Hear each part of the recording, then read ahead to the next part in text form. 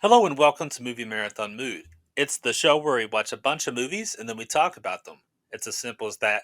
On this episode, we continue with our James Bond marathon, our final one before No Time to Die, a double feature with Daniel Craig, Skyfall, and Spectre.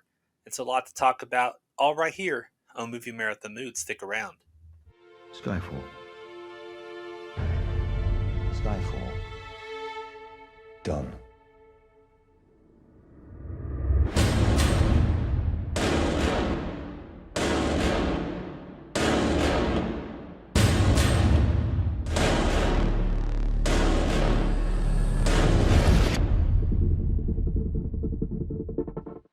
Hi, Jesse Gilstrap here, joined once more with my friend Drew Gordle. Hi, Drew. Jesse, ready ready for the most artistic Bond films back to back. Yeah, that's one perspective, that's for sure. I mean, we even mentioned on the last episode Quantum of Solace and how Mark Forster's style had a particular artful flair Right. that, in my opinion, wasn't as fleshed out as it could have been to be everything that that movie could have been, even though it had some nice touches. Yeah. Um, but now we get to this unique double feature that brings us essentially to the end of the road for now for well we've been on for a while, the James Bond kick Yeah. up until No Time to Die comes out. This is the end of the road for now, our James Bond marathon. And it's a double feature of Sam Mendes films that are also unique to themselves. Like I don't think obviously in certain ways they work together Yes. in concert with each other, but they're also distinct. So I don't Yeah. it's easy in a way to talk about them very separately because of the ways in which they are different from each other. But our first film is Skyfall, which is actually not adjusted for inflation, the highest grossing Bond movie of all time. It was a gargantuan success, to say the least. To be fair, uh, Spectre was a big movie too. Not nearly as big as Skyfall, but Right. actually bigger than Casino Royale or Quantum of Solace. So it's fair to say that Daniel Craig's run of Bond is altogether a gigantic success story, and that'll almost certainly be the case with No Time to Die as well. Uh, but yeah, Skyfall is this big success story specifically, and is in a lot of ways the culmination of Daniel Craig's storyline as James Bond, starting with Casino Royale, seeing James Bond become James Bond, seeing him become the formula. Right. And I don't want to get ahead of ourselves, but that's kind of why Spectre is so interesting, is because they finally get to have Spectre again, and they get to have Blofeld back. They get to make Bond classic Bond all over again. And that's what, and they didn't even know that when Daniel Craig first started as Bond. They didn't know they were going to Right. get the rights, and uh, Quantum was their version of Spectre, Right. and Spectre kind of retrofits that and says, "Oh no, never mind. It was actually Spectre. Right. It was actually Spectre. Quantum's just forget that. Forget that was a just a subsidiary. It's actually Blofeld all along. Um, Right. Quantum was an illusion, even though it was also a very secret organization that you didn't know about. Right. It was a secret on the way to the bigger secret, secrets within secrets. I guess that's fitting enough. Why not?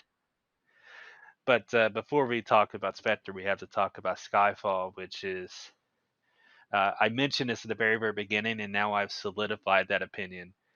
This is my favorite James Bond movie. So we'll talk about my rating at the end of this. I know it'll be a surprise, um, considering it's my favorite James Bond. Oh yeah. It's gotta. It's. It's got to be a 004. I mean, You're in the ballpark. at least. But Skyfall is interesting in the way that it starts off with James Bond being a little bit older, a little bit, maybe a little bit slower. He gets injured right at the start of the film, so that's also a hindrance. And I think that all these notes are in themselves really perfect. Not just in terms of making him vulnerable, but you think about an actual secret agent and making James Bond a real character like this series has done, like the Daniel Craig run has done, is making James Bond a real guy, basically. Still with the big touches, but he's a character that we can believe in, has that sort of flair to it. Uh, and if you were going to be a real secret agent, you're going to have a relatively short shelf life. Right. If you're running around a character of action like that, there's no way you can make that last forever, for a number of reasons. And a big part of that is obviously just wear and tear and getting injured, and that's what happens to him right at the start. So, but before we even get into the whole puzzle, that opening sequence alone, boy, I absolutely love it. It is like a real kick, uh, right from the start. That also has that hard edge that we talked about too, uh, with Craig in particular, but it has that darkness when it comes to like Ilm making these hard calls Right. for the sake of the mission, and leaving a guy to die. Bond leaves a guy to die right from the start, Right. and then he gets shot because it's an impossible shot while he's on the train. It has like all the right notes to me, and I'm curious what your take on even just this opening sequence is, Drew. Just because I think it's such a blast because it has, like I said, that harder thriller edge, but then it also has James Bond on a train, you know, actually tearing into the train like they're on this bobcat or whatever. They have him actually clawing Right. the back of a train off and then jumping on and adjusting his cuff. Uh, it has that kind of outlandish, huge action as well as having a harder edge. And to me, that's like right from the jump. Man, that's the perfect blend of what I want from this movie. Yeah. I'll tell you right now, I completely agree with where you're at on the pre-title sequence. It's one of the best. I it might be the best. I'll see uh, how I feel when I start now that we're kind of done. Kind of thinking about making lists in preparation for No Time to Die when we'll actually list our favorites with that included.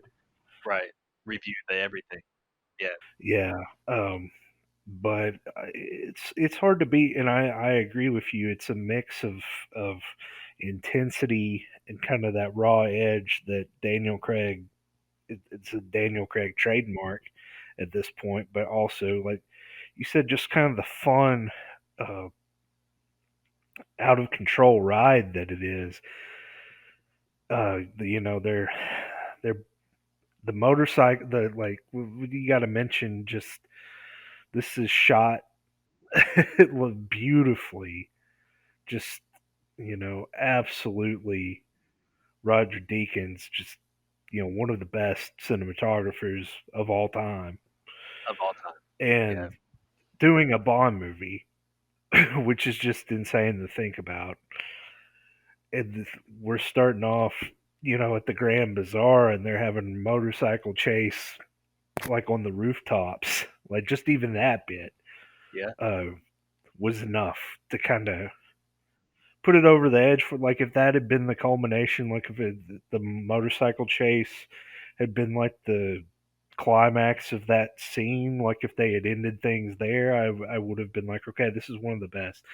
it continues on the train and all the um, bells and whistles that come with that. I mean, you mentioned one of the coolest parts, uh, which was the adjust. Him like just straightening up his jacket as he lands.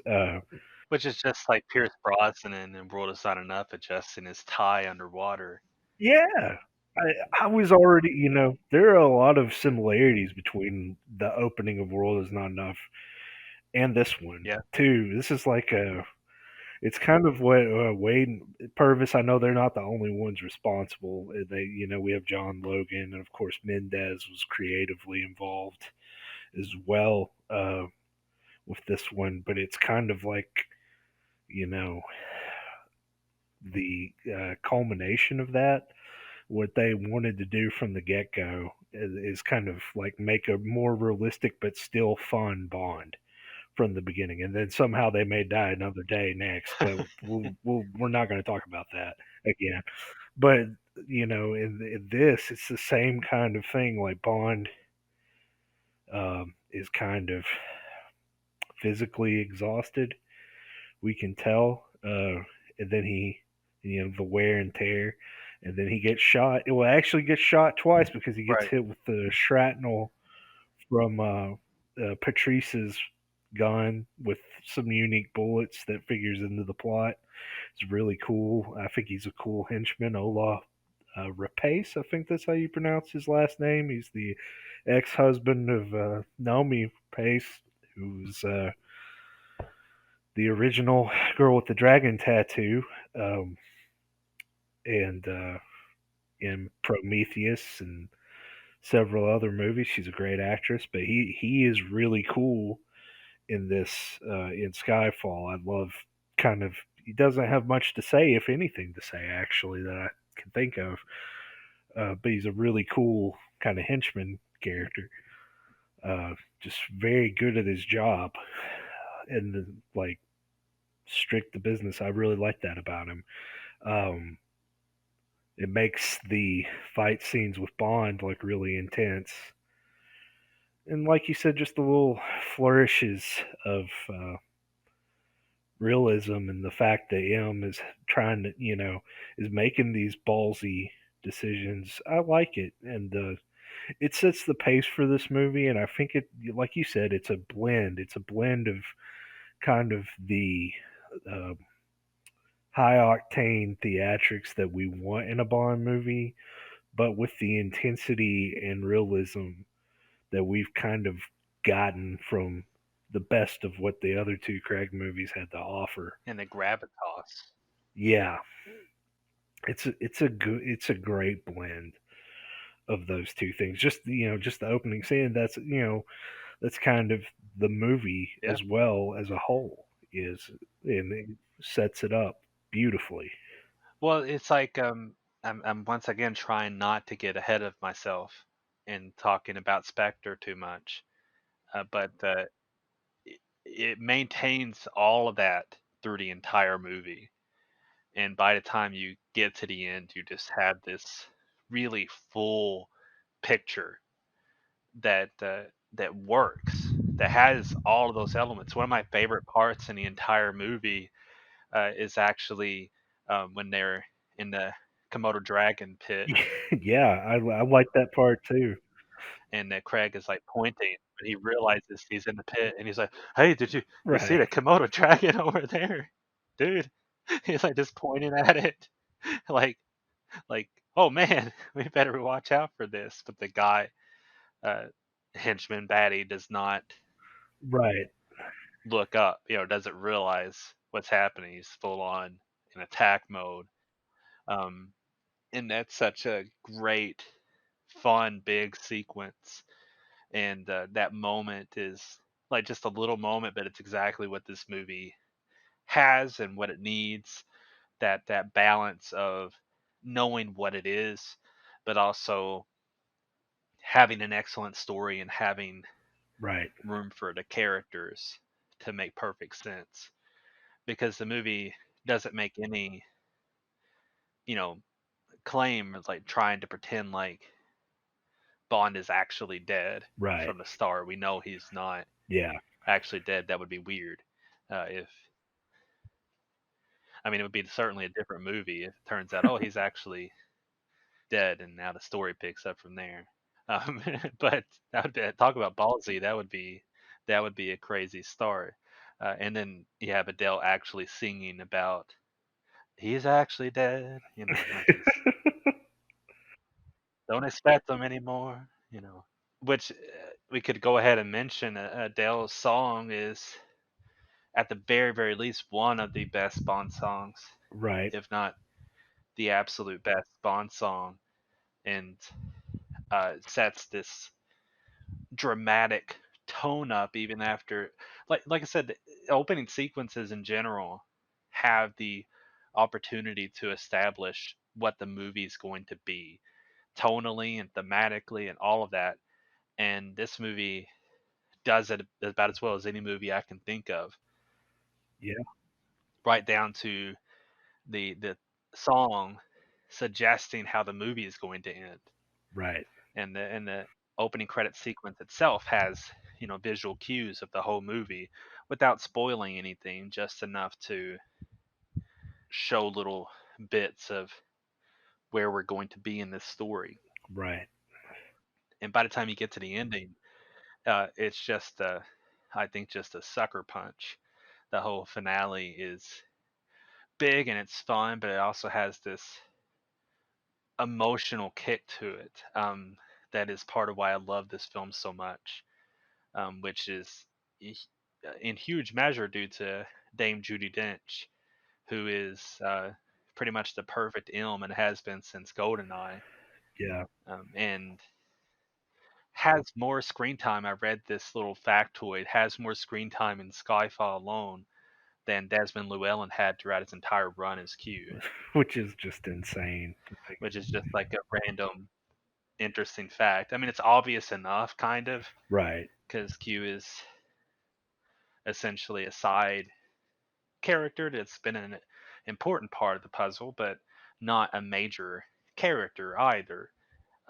And if we're going to step that direction, Ben Whishaw is actually a fantastic Q Yeah. and takes off in Skyfall as well. Like, I'm trying not to sidestep away from Dame Judy too fast, but that's what this movie does is actually establish the classic tropes in a really strong, unique way. And sometimes when you don't exactly expect it, Right. like with Moneypenny, Yeah. it's like, oh, surprise, she's been Moneypenny, and that dynamic that they have, that's the dynamic that you've recognized Right. as the interplay that Bond and Moneypenny have, and it is so absolutely perfect. But anyway, I'm trying to move myself back. Dame Judy is an incredible ilm and has never had, obviously, a dramatic arc in a way that she has in this movie, but also tied very closely to James Bond as a character and as a person, Right. and actually establishing Bond becoming an agent and the connection that they have, with Bond being an orphan and that whole build up, and being at Skyfall with the gamekeeper who was originally considered at one time to maybe be Sean Connery. Right. But Mendes said he never was actually going to use Connery. He thought that would have been a distraction, and Connery probably wouldn't have ever come back anyway. Right. Um, have a hard time believing he would have said yes, but I don't know. That's a tricky thing in and of itself. Like, I part of me would like. There's no way if Connery said I want to do this that they would have said no, No. right? Right. Like, how would they have said no? And it probably would have been fun to see Connery in that role, but at the same time, I don't know. It just seems like it would have been a distraction. And Albert Finney's a fantastic actor Oh yeah. who You can't. handles his own without taking away from the plot. Exactly. Yeah. Yeah. That. And I don't know. Connery could have done a great job in that. And I know, Probably. like he's Sean Connery. And with it being the 50th anniversary, I don't think anybody would have really been upset that he was in it. No. But I think in retrospect, you uh, it's for the best that it wasn't that, because you know, like you said, it would. I don't think it would derail the movie, but it would be a distraction. Yeah. Like you said, Mendes said it would distract a little bit from what the ending is, and I think there would have been a lot of that. What I have grown to not so affectionately call the MCU crowd response, to where people would have been hooting and hollering and laughing and clapping at every single thing he said, because it's Sean Connery being in a Bond movie again, versus just enjoying the story unfold Right. and to watch the climax and have Albert Finney kind of play this great character, um, uh, Kincaid, like,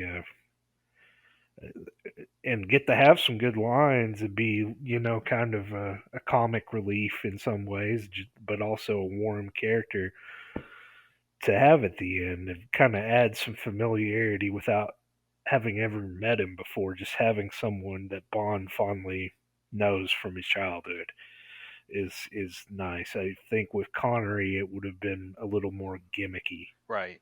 And to be fair, it's not like this movie is without its fan service. The movie's full of No, yeah, fan service touches, but without distracting from the narrative that we have before us either.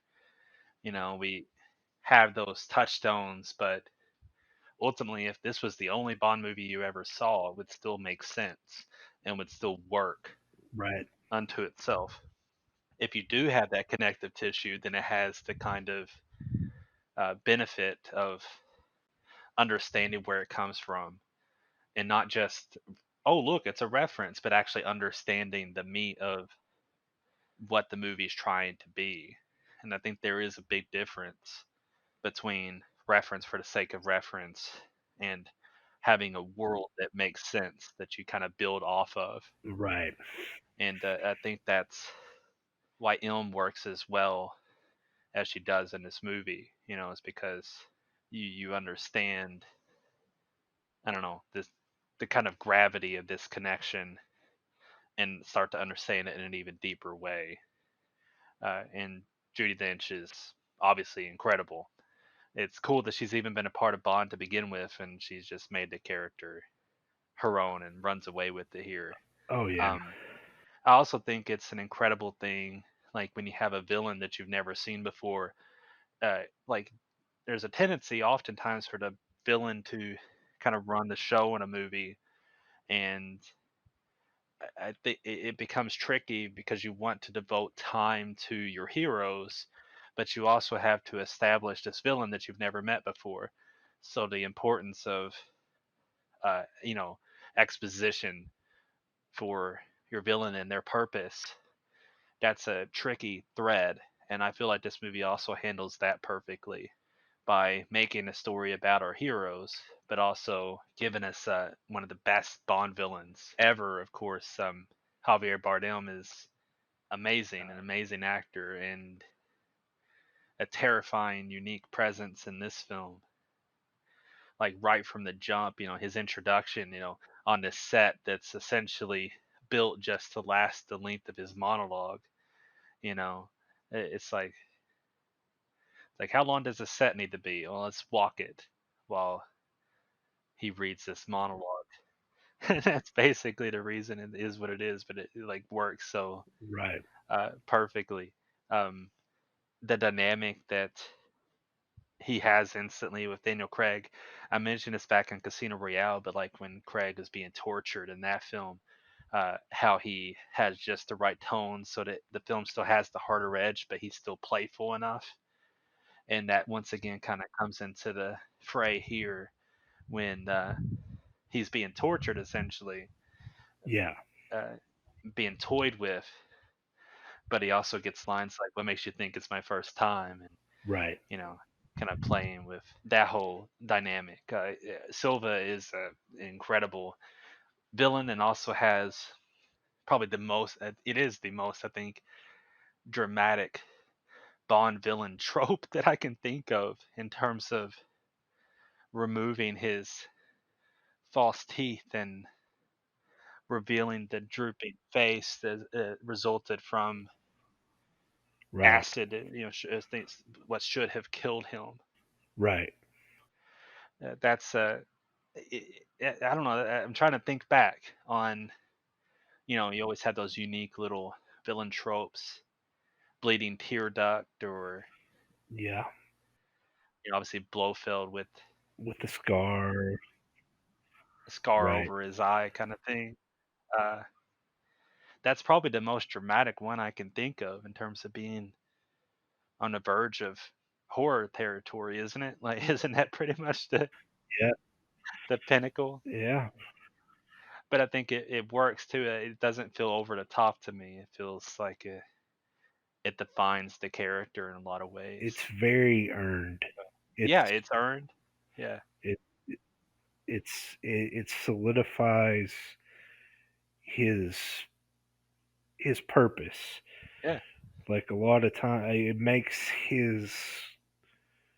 I'm gonna make a comparison real quick, and of Trevelyan and Goldeneye, who we agree is awesome because it's Sean Bean. He does such a good job. I think the one, because I think what he does as Trevelyan is great.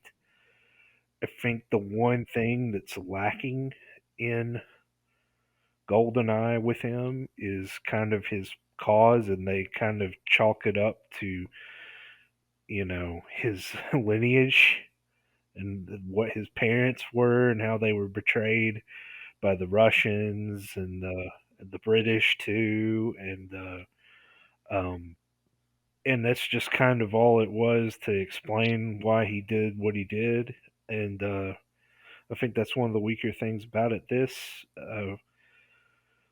Because they're very similar characters. They're rogue agents. They used to be, right, their exactly. equivalent to Bond, and they think like Bond. They can manipulate uh, people to do things for them in a way they do it differently than Bond does too. But Silva has a much more grounded and believable that he felt abandoned, because he was. M admits as much that it was as she said, uh, it was a done deal because he had gone too far over the edge and she had to give him up or sacrifice more people. It was a no brainer. But he takes that very personally and it's very understandable. And um, his explanation of what led him to use his cyanide capsule and what happens and when he makes that revelation, it just kind of knocks it out of the park. It's all I was already on board, but that made it stick. Uh, and like you said, it's kind of a two for one. It gives you your background in a more believable, understandable way. It also you have a villain trope. You have the messed up, disfigured face, and just a great way to reveal that. You get two for one in that, and it's great. And he also has the relatively recent phenomenon. I mean, not to say that it's never happened before, but it seems to have been kind of like the beam of light in the sky trope. You also have the villain who meant to be captured trope. Right. But I feel like it works really well in Skyfall. I mean, even down to something that seems innately silly, like blowing up a wall so that a subway train can collapse right in where Bond is, or how in the world do you time that out where the train's coming at that exact moment and you can blast the wall Right. and have that all work out exactly? and know that Bond's going to be standing in that position and you're going to be right where you need to be on a ladder safe for escape. Right. There's no way that you could plot that out so perfectly. It's impossible. And yet I absolutely love it. Yeah. It's like just the right level of absurdity while at the same time kind of capitalizing on Silva being this mastermind figure who's obviously had time to figure out his plan before they even knew he was about to operate. And it's like a intense moment too when Silva has escaped and is on his way to kill Ilm. It's such a like terrifying kind of moment right in the middle of the movie too. I love the way that sequence plays out down to Daniel Craig's wink at Ray Fiennes Yeah. right before he blasts the fire extinguishers. It's and then of course Javier Bardem gets really annoyed and frustrated that his plan is falling afoot right there, right when he's so close to getting his mark. Yeah, like there's just way too many things in this movie that I love. Just all the right notes it has on top of all the story stuff and the character stuff. The acting from mentioned several of them mentioned Naomi Harris, who's a great actress, just playing our new Moneypenny. I Right. touched briefly on Ray Fiennes, who is I think one of our finest actors, and having him come in and I was surprised he's going to be our new Ilm. Like that's just utterly perfect. I feel like. But on top of the characters and the performances, the storyline, all that sort of stuff, you have Roger Deakins, and he's you know the master essentially, and he uh, I've been recently devouring his podcast because him and his wife James started a podcast talking about the craft and talking with other people in the field and that they've worked with, and had a most recent episode that didn't even know was coming where they talked to Sam Mendes right before we were recording this episode. Like that's such a cool thing, but regardless of which, Deakins is phenomenal, and his cinematography in this movie is first rate to say the least. And a lot of people will mention the Shanghai skyscraper scene, which is absolutely a highlight. It's a great fight. It's visually striking. My favorite sequence in terms of like shots and intensity of what we're watching, I guess, is right at the end when they blow up the house Yeah. and helicopter crash, and you have all this flames in the background while they're running across the fields. It's just this at nighttime digital cinematography that just looks absolutely stunning. Like I just love those shots and shots when Bond goes underwater in the frozen pond. Right.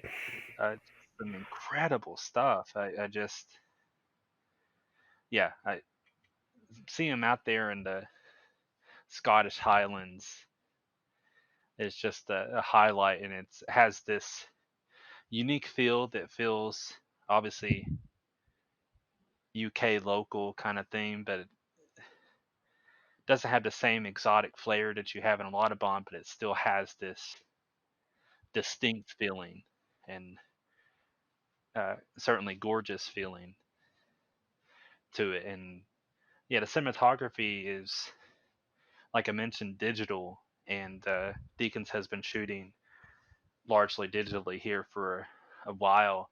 And it also is unique to James Bond, which has been very filmic and is Right. film again when we get to Spectre. But boy, I think this movie is such a gorgeous thing to watch. It's just like if I didn't already love this movie, it gets pushed over the edge by its film craft, and the cinematography is just stunning. Yeah. There there's so many shots that are kind of iconic to Bond franchise now, um, that come from this movie. Whether you're talking the Shanghai sequence, like you said, but even one shot that I that stands out to me, um, in that scene, in that sequence, is not just the you know the skyline and the fight, but just the shot of the painting that the guy's looking at as he's about to be assassinated, by Patrice. But that's one of the most gorgeous shots I've seen in any movie, much less a Bond film. But that, like, just the way it's like a painting. It's just so beautiful to see and stands out in my mind. And like you said, the nighttime shots at Skyfall Manor and the fields around it, the sky, just the lighting in general from the house being on fire. It's beautiful to behold. I think, kind of getting back to Silva real quick. One of the things I wanted to point out is that, to me, he is the first villain since Goldfinger to really successfully kind of have that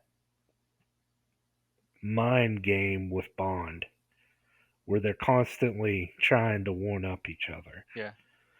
And a playfulness. It's a different way than what Goldfinger does, but it's kind of the same arrogance, and also it's just the way, like, Bond. It's almost like it's a game to Right. see who's going to come out on top, and the way Bond says "last rat standing." Honestly, like that, the Silva has the best death out of any of the Bond villains, in my opinion, because when he goes into that chapel um, to have his goodbye with him. Another thing that, when you mentioned he was going to kill her earlier, he hesitated, uh, when they were at the court, and it was like she has more of this connect. He has more feelings for her than he kind of wants to admit that he, you know, and that, like, I think he viewed her kind of as a mother in the same way that Bond does to an extent. They are from similar backgrounds, but when he goes to kill her and he sees she's already been injured, she's dying, and that kind of upsets him. But, like, it's almost like his plan kind of takes a last minute twist that he wants to end it all. He wants all the suffering that his mind is going through.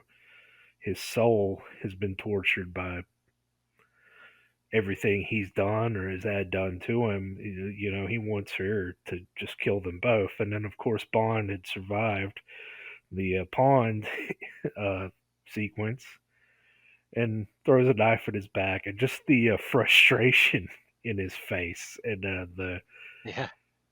the grunt he lets out, and then the kind of look of, he kind of admits that Bond's beaten him, but it just walks up to him. I love that whole bit. It feels very true to his character. It makes him stand out. It makes him.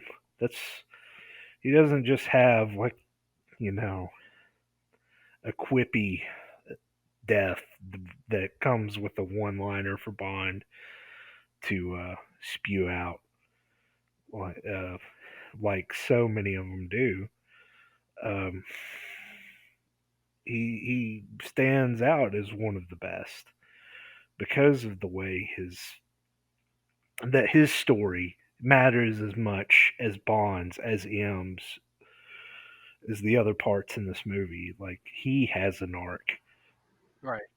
and that's not something we get a lot in. Well, not even just Bond movies, but action movies in general. Um, and that's what characters. A good story is great, but if you have your characters really pop and have life to them too, it makes it even more special. And there's a lot of things I want to kind of touch on where I was when I saw this the first time. I think it had been a week or two, been out a week or two before I got to see it. And I saw it and I liked it and I liked it a lot, but I was kind of holding it. Well, there was a lot of hype, a lot of people loved it and calling it one of the best Bond movies. And I kind of hate seeing things after a bunch of other people see them because Sure. it's seeing it in that moment because it kind of puts a little too much pressure, not on the movie, but just like me going to see it, like, oh, it has. Not that I try to hold it up to standards, but I'm a little more uh, harsh on stuff when I've got this kind of bar that it's been set up to have. The So there were a few things that I wasn't as crazy about the first time I saw it. I know, like now, and as you said, and you actually said this to me when I told you, I don't know if you remember or not, but when I actually voiced kind of my problems with the movie, you actually kind of said what you said earlier about, a spy not having that longevity doing that type of action. It made sense to me, but I was just thinking, at the time, like, okay, Casino Royale and Quantum of Solace basically take place at the same time. We've just now gotten started, and now the next movie, he's you know He's old. old, yeah, and like that bothered me. Well, it just kind of, the story does it right, the movie handles it right. I guess just the choice at the time irritated me a little bit because it was like, oh man, we should be, taking off running. But again, I appreciate a lot of it had to do with I sat down when I was single and living in an apartment and watching movies all the time. I had bought Skyfall and I watched it several times and grew to appreciate it more and listened to the commentary of Sam Mendes and realized how big of a Bond fan he was and all the little things, details, and finesse that he put into the movie and made me appreciate it a lot more. Some of the fan service also turned me off then a little bit. Just he has that Aston Martin, and it's the Aston Martin from Goldfinger Yeah. with all the trappings, and I'm like, why does he have that? But you know what? I don't care anymore. It's great. Like it's cool that it's in the movie. That's something that everyone associates with Bond. It's it's part of it, and I love it. It now it And it's a card they can't track in a modern setting. Right, exactly, and it works for that. And but I wanted to mention that you already touched on it, but the fan service that I really got behind was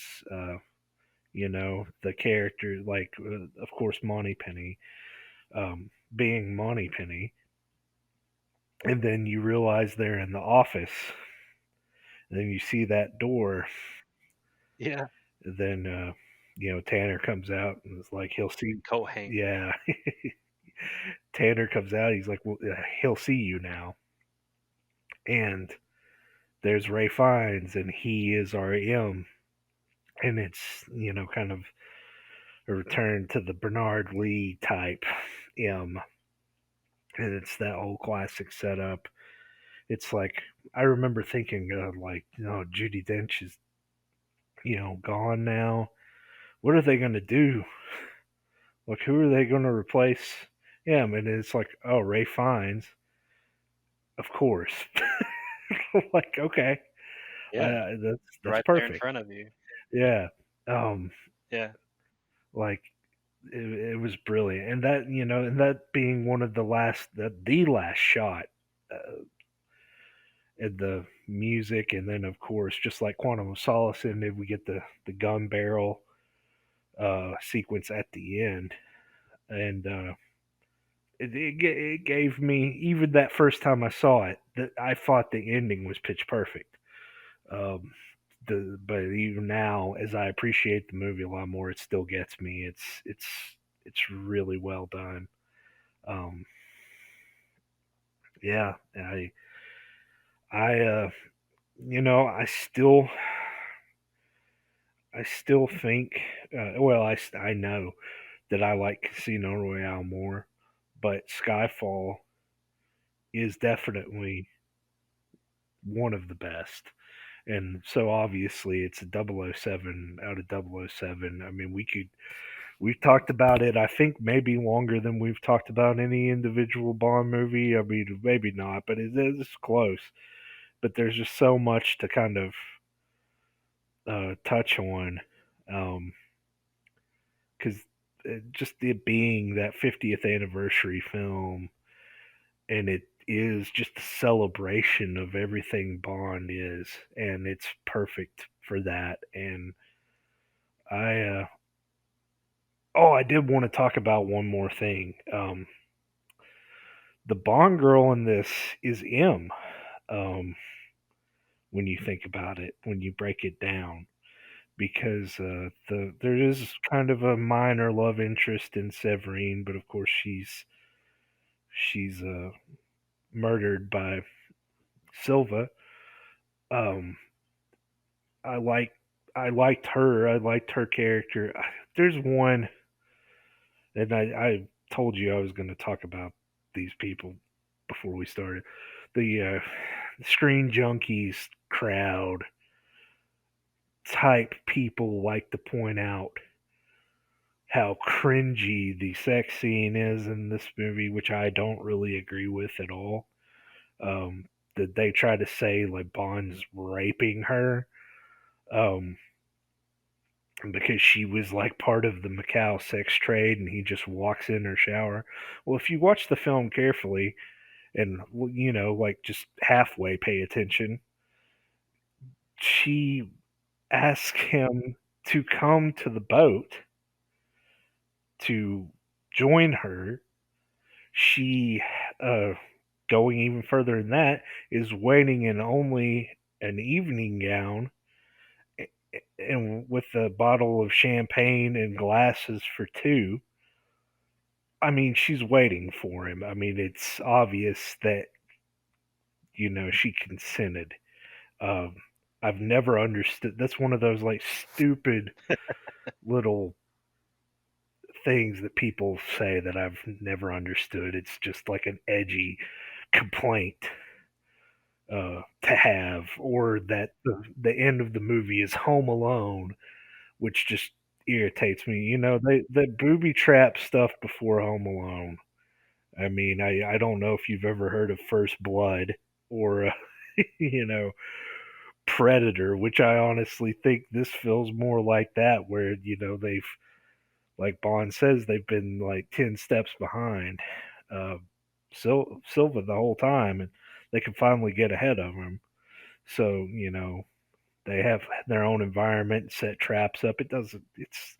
I'm sorry, I don't think of Macaulay Culkin. I like, and I think it speaks to the age and the maturity of a lot of those type of critics. But Well, we'll say it was weird when Joe Pesci showed up at the end. well, yeah, but I think Joe Pesci and Daniel Stern are two of the best Bond henchmen of all time.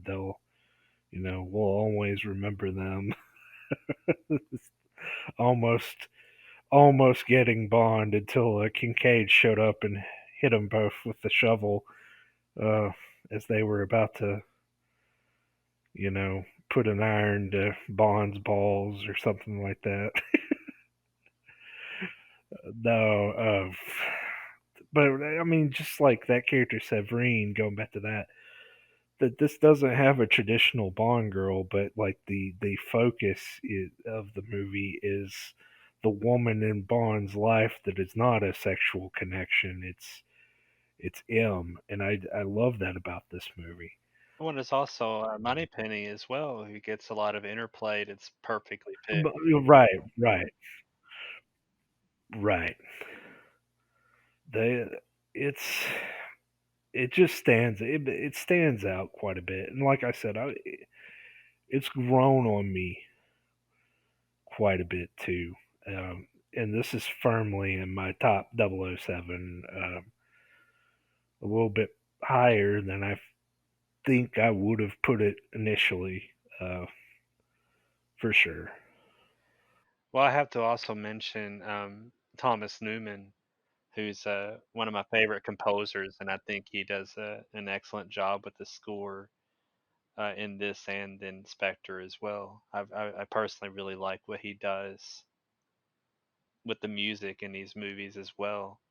Um, I mentioned Adele's song already, but it won the Oscar for Best Original Song, and this movie also won for Best Sound Editing because it has some excellent sound design. I mean, mentioning the Shanghai scene again, the sound design in that sequence is also incredible.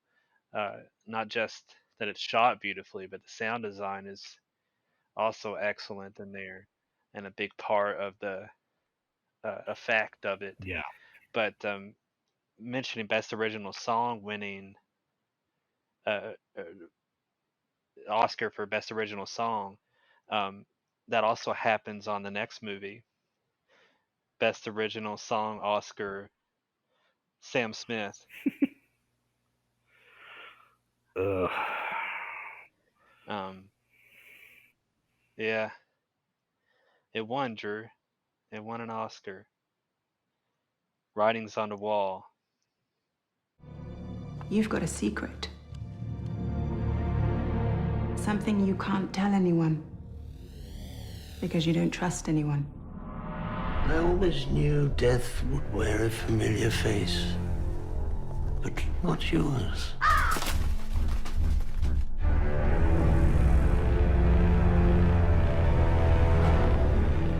You are a kite dancing in a hurricane, Mr. Bond. Welcome, James. It's been a long time.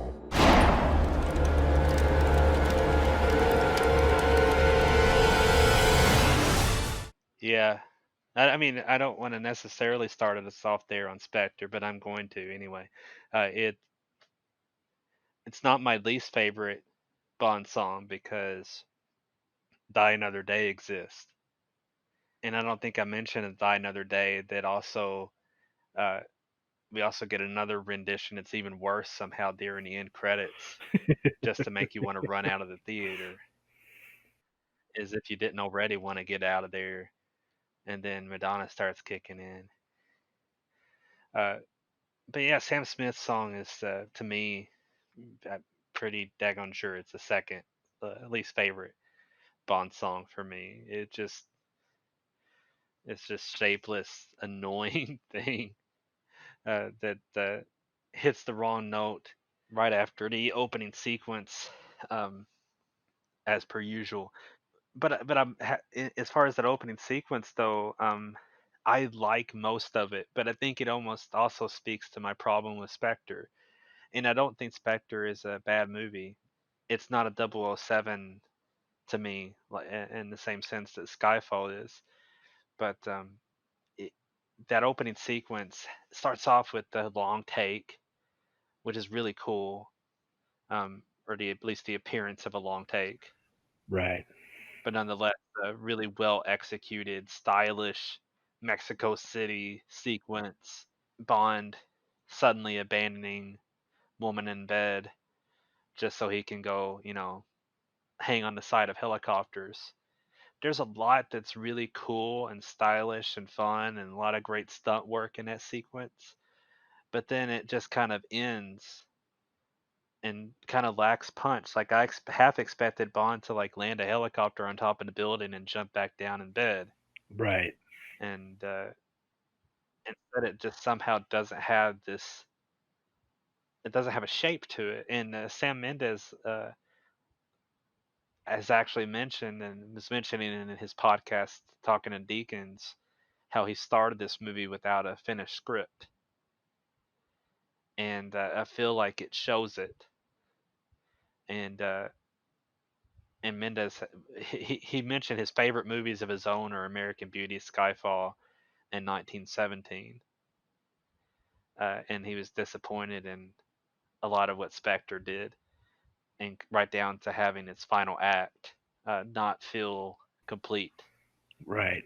And I thought it was interesting to hear him say that right before we were recording this episode, because I was thinking the exact same thing. It's like, what happens in the third act of this movie?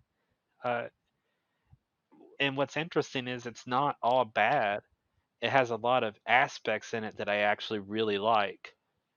It has some touchstone elements that I want to enjoy, and yet it doesn't seem to cross that finish line or fully flesh out some of those ideas in a way that really works. I don't know how many times they can point out that, by the way, Spectre is all interconnected with everything that Daniel Craig has encountered so far. Right. Let's point that out again and again and Right. again. Yeah, I get it. Oh yeah, there's some pictures of them, pictures of everybody from the past several movies. Right before he tries to shoot Christoph Waltz, Blofeld. Right. Oh no, he's behind the bulletproof partition. I don't know. Like it just has this kind of imperfect weightlessness at times. And yet at the same time I don't hate the movie either. I've heard people lamenting it really hard, and I don't feel that harshly against it. Um, but at the same time, it's not quite the movie that I think it could be, and a lot of it goes right back to it not having that finished script and not being a completely fleshed out storyline. It doesn't, like, now that Bond is Bond, essentially, it's like, what's the story here? And it feels like they had the beginnings of some ideas and just didn't run through with them. It doesn't have that same completeness to it. And to me, that's a kind of frustrating Yeah. thing, while at the same time, I enjoy the movie. Which, like that's always a funny thing, is talking about movies that you don't hate, but in a critical way. Right. And sometimes it can sound too harsh. And I don't hate this movie. It's just really frustrating, especially coming off of Skyfall. And I'm like, ah, man, they didn't nail this one, in my opinion. Right. Didn't make it all the way home. Uh, Even though I love seeing Christoph Waltz as Blofeld, I think he's a good iteration of that character, even though I wish they did more with him Yeah. in certain classical notions. Like you think about Blofeld that we've seen in the past, we've had, well, we've certainly had For Your Eyes Only, absurd types of Blofeld that's not exactly Blofeld. They didn't name him as Blofeld, but he was a stupid version of the character. But Donald Pleasance in You Only Live Twice is so instantly iconic and classic, and I wish Spectre had those kind of iconic touchstones, and it doesn't completely get there. I wanted to see more of that, because like it starts off really promising, that whole uh, long table boardroom sequence, Dave Bautista coming in for eye poking and Yeah. head cracking kill. Like it. I think the movie is really good until Dave Bautista's character dies. I think that's true. I think it's on track to be. I think it's on track to be a 007 for me until that point. If they crossed the finish line, yeah. I think just to kind of touch on one problem I have is that I think that it should have been he should have been Blofeld the entire time. Like they shouldn't have done a mystery box name character. I think they should have just let him be Blofeld. Kind of let the character just pop like that because he was awesome in that boardroom scene. But I feel like if they had just come out and just said, okay, he's Blofeld, you know, you can keep the. I mean, I don't even particularly like the background between the two characters. I think that's kind of a weak. My biggest problem here is kind of like, yes, Spectre's in it, and now we have to be told Spectre's involved with everything. Spectre wasn't involved with Goldfinger. That's one of the things that makes Goldfinger just pop, stand out, be one of the best is that it's just this standalone. And I wish you could tell me that Quantum and Spectre were connected and I would buy it, but Silva should have been untouched. I think that's one of the irritating things is that oh yeah, Silva was one of our operatives too. Well, it makes no sense. Right. Um, it takes away from what we've just you know gone on about how much we loved with Silva's character. That kind of thing I don't care for. Did you didn't like the scene where they revealed that Blofeld had killed Batman's parents? Yeah, that was one of my favorite scenes actually. Oh, okay. He Yeah. even asked, yeah, he even said, "Have you ever danced with the devil in pale moonlight or something like that?" It's a good line. Yeah. So yeah. I mean, he killed two sets of Batman's parents. I mean, he killed he killed Christian Bale's parents and he killed Michael Keaton's parents. So I mean, Blofeld's been all over the place. Uh, but no, I didn't care for that aspect of the movie, Right. and in a way, that's like the entire third act, which isn't a third act. It's just like they have all this stuff going on, and that's like a through line, and it's it it's frustrating because there's so much good in this. Like it was going for something great, and what I loved was that yeah, this is our first modern or post reboot modern traditional James Bond movie. We have the gun barrel scene at the beginning for the first time in the Craig run, which was really cool to see. We have, um, like you said, I agree with you. I actually think that the pre-title sequence goes on a bit too long. Um, too, like there's a little pacing issue with it because I wasn't getting distracted, but I wasn't as like completely in with it as much as I was with Skyfall. And I remember the first time I saw this, I loved it. I enjoyed it a lot more.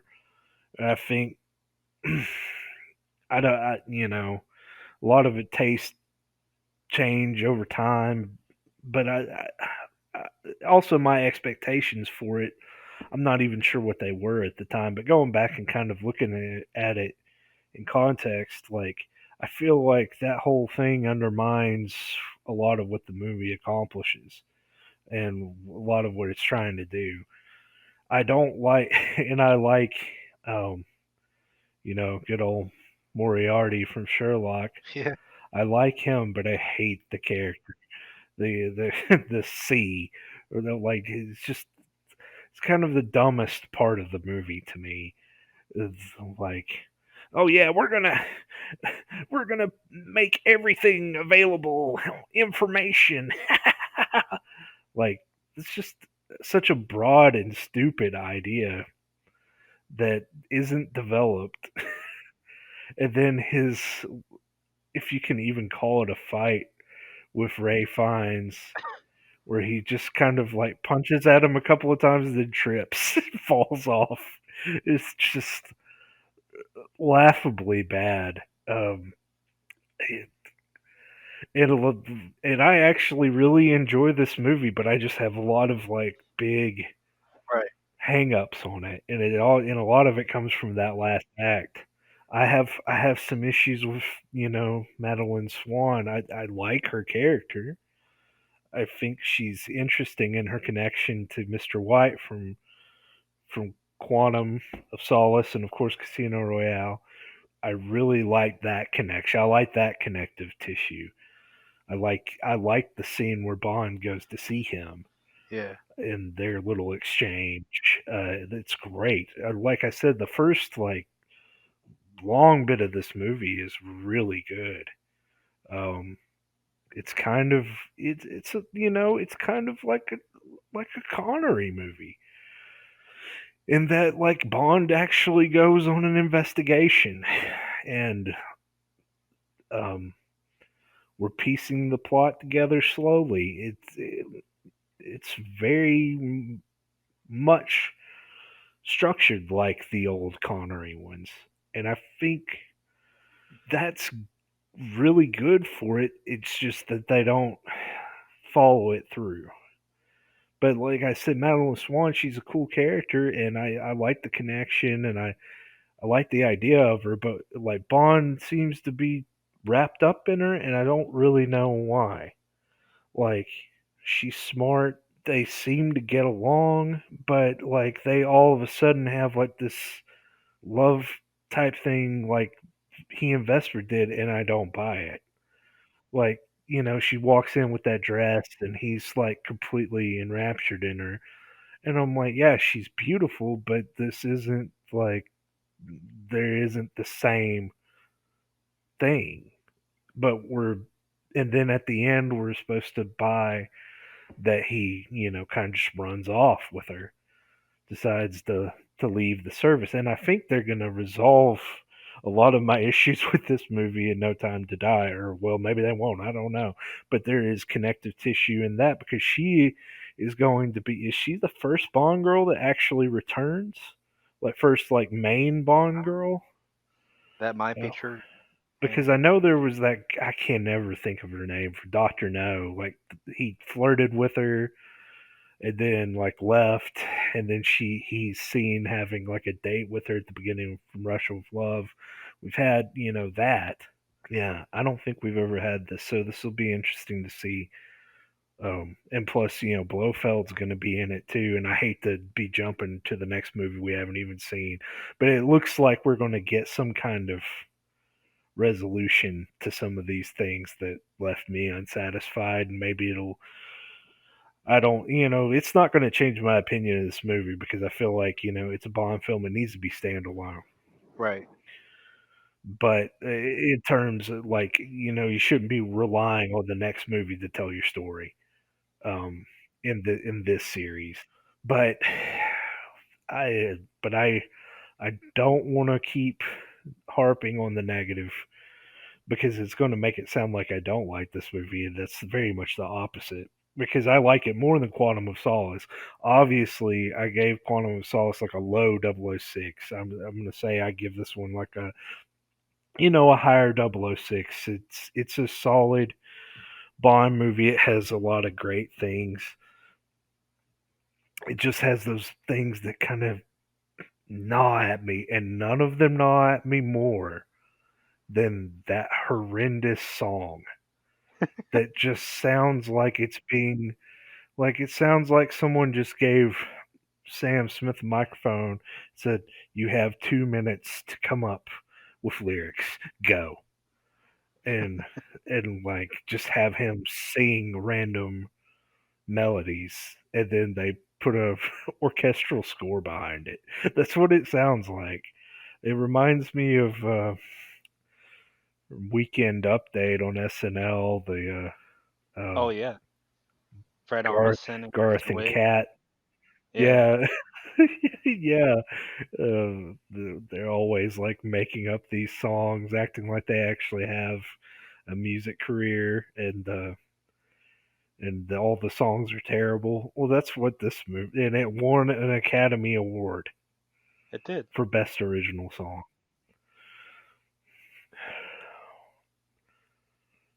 It was a huge deal when Adele won, uh, because that was the first Bond song that had won. Sure.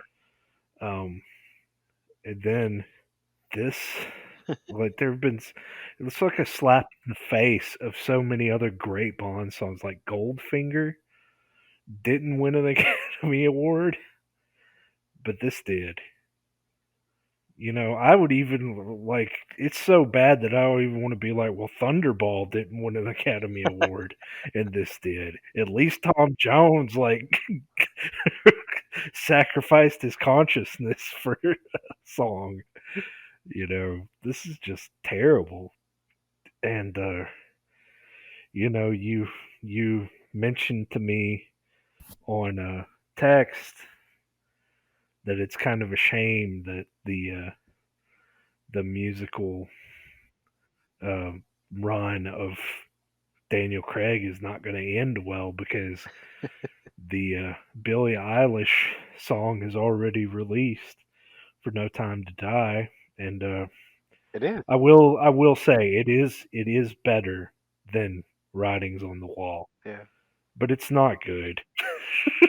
It's not good. It's more boring than anything. Yeah, I'll go with that. And I mean, boring is better than whatever writing on the wall is.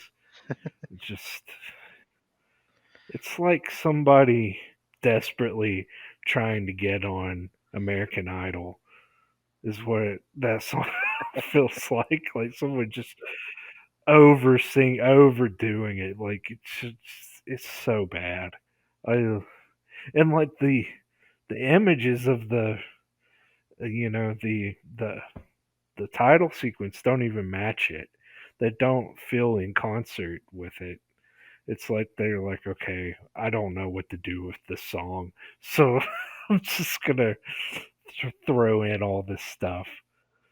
It's it's just really bizarre to me. But I do want to say, like, one of the most positive things. I mean, like, I love kind of the mystery aspect of the movie. Like I already hinted at. I, I would be remiss if I didn't mention Monica Bellucci being I in know. this. She's like one of the most beautiful women of all time, and she gets a pretty, like a minor but substantial role in this. And Did you know she was gonna be a Bond girl before? no, I did not. She was auditioning for Tomorrow Never Dies for the Terry Hatcher part. Well, I'm glad she got this instead. Just because she didn't die. and but she would have been a whole lot better than Terry Hatcher. Uh, but That's true too. yeah, Yeah, I don't know which I wish because, like, on one hand, I wish Tomorrow Never Dies was a better film. Uh, the character wasn't a great character, but who knows? Like in a different world where Monica Bellucci was that character, and maybe they develop more. Or, yeah, obviously, there's a lot of ifs. Ultimately, I like seeing her in this film, so right. just leave it there. But I love I love the mystery through line of this movie, and I love the boardroom sequence, the Spectre boardroom sequence. And I was going to mention, you mentioned him already.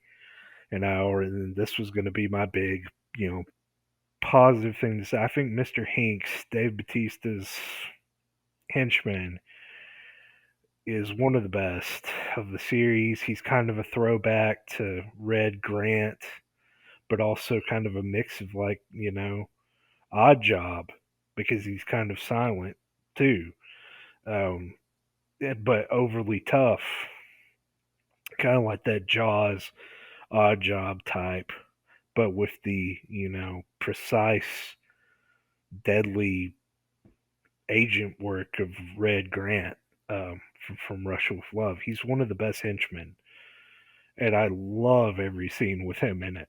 Um, Especially, of course, in the boardroom scene when he's like, "Does anyone challenge?"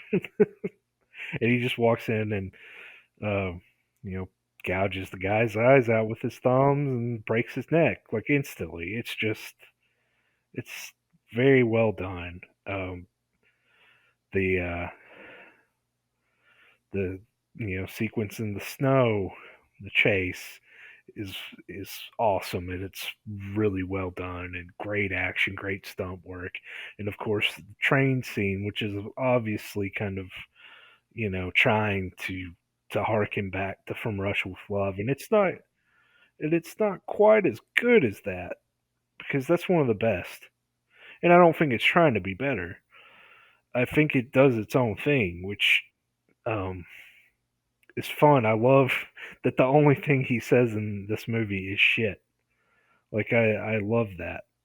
Um, it's it's just kind of fun character moment. I just love that whole fight. You know, he catches on fire, casually takes his dinner coat off, um, gets shot in the arm, still is deadly. It's just fun, but then it kind of goes back to my problems with the movie. I'm trying not to harp negative, because I you know, I gave it a good rating. It's a good one. It's but like I mentioned, it was one of my top 007, and I don't think it is anymore. It's got a lot of problems. But what I was going to say was, it immediately goes to Bond and Madeline Swan. You know, like, what do we do now? And they just start having sex. It, it doesn't ring true to me in the same way that maybe, you know, Vesper and Bond, like in the hospital after everything they've been through, does. Like, we've watched them grow close together, so when that finally happens and we see them, like, be blissfully in love and all that, it rings true. And this is just, you know, he meets her like any other random Bond girl from the whole series, but, like, somehow they're instantly kind of attached.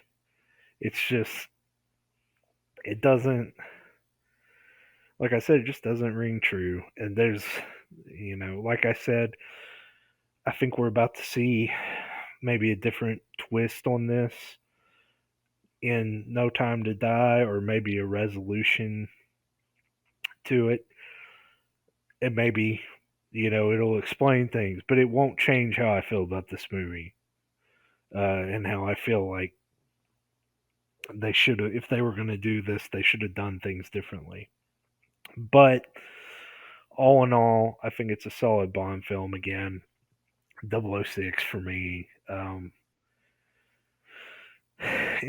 you know, if it were going to be the last Craig film, it would have been fun, but I think it would have been a little disappointing too, just because Skyfall was so good.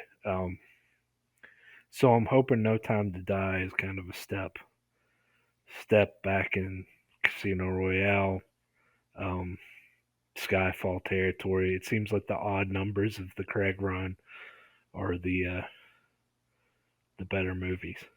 Yeah, it seems to be the case. Even though I still think this movie's overall, you know, averaging uh, solid solid 006. Yeah, You know, its average is good. The cast is really good.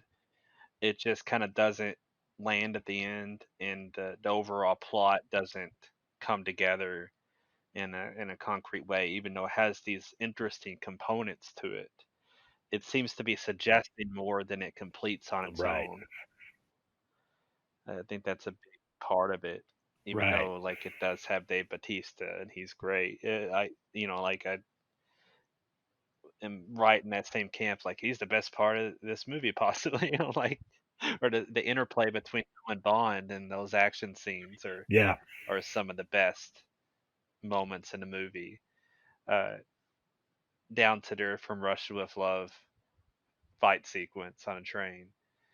Uh, it has those classical bits to it that work really well.